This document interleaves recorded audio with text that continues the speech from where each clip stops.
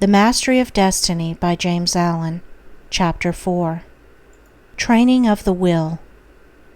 Without strength of mind, nothing worthy of accomplishment can be done, and the cultivation of that steadfastness and stability of character, which is commonly called willpower, is one of the foremost duties of man, for its possession is essentially necessary both to his temporal and eternal well-being.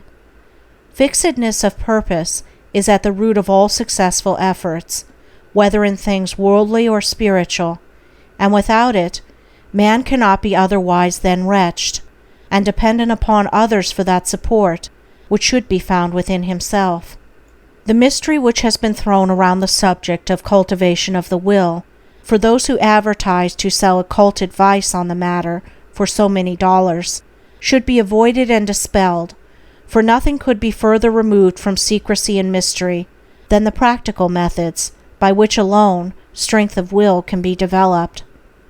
The true path of will cultivation is only to be found in the common everyday life of the individual, and so obvious and simple is it that the majority, looking for something complicated and mysterious, pass it by unnoticed.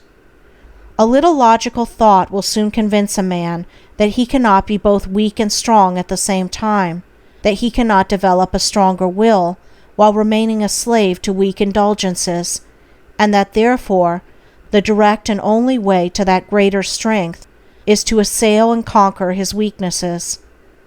All the means for that cultivation of the will are already at hand in the mind and life of the individual. They reside in the weak side of his character, by attacking and vanquishing which the necessary strength of will be developed.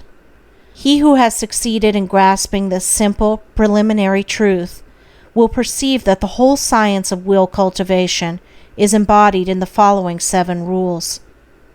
1. Break off bad habits. 2. Form good habits. 3. Give scrupulous attention to the duty of the present moment. 4. Do vigorously and at once whatever has to be done. 5. Live by rule. 6. Control the tongue. 7. Control the mind. Anyone who earnestly meditates upon and diligently practices the above rules will not fail to develop that purity of purpose and power of will which will enable him to successfully cope with every difficulty and pass triumphantly through every emergency. It will be seen that the first step is the breaking away from bad habits. This is no easy task. It demands the putting forth of great efforts, or a succession of efforts, and it is by such efforts that the will can alone be invigorated and fortified. If one refuses to take the first step, he cannot increase in willpower, for by submitting to a bad habit, because of the immediate pleasure which it affords, one forfeits the right to rule over himself, and is so far a weak slave. He who thus avoids self-discipline, and looks about for some occult secrets for gaining willpower at the expenditure of little or no effort on his part, is deluding himself, and is weakening the willpower which he already possesses. The increased strength of will, which is gained by success in overcoming bad habits, enables one to initiate good habits. For while the conquering of a bad habit requires merely strength of purpose, the forming of a new one necessitates the intelligent direction of purpose. To do this, a man must be mentally active and energetic, and must keep a constant watch upon himself. As a man succeeds in perfecting himself in the second rule, it will not be very difficult for him to observe the third, that of giving scrupulous attention to the duty of the present moment. Thoroughness is a step in the development of the will which cannot be passed over. Slipshod work is an indication of weakness. Perfection should be aimed at, even in the smallest task. By not dividing the mind, but giving the whole attention to each separate task as it presents itself, singleness of purpose and intense concentration of mind are gradually gained. 2 mental powers, which give weight and worth of character, and bring repose and joy to their possessor.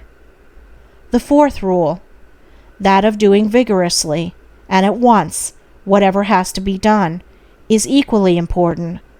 Idleness and a strong will cannot go together, and procrastination is a total barrier to the acquisition of purposeful action.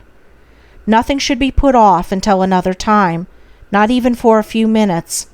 That which ought to be done now should be done now. This seems a little thing, but it is of far-reaching importance. It leads to strength, success, and peace. The man who is to manifest a cultivated will must also live by certain fixed rules. He must not blindly gratify his passions and impulses, but must school them to obedience. He should live according to principle and not according to passion.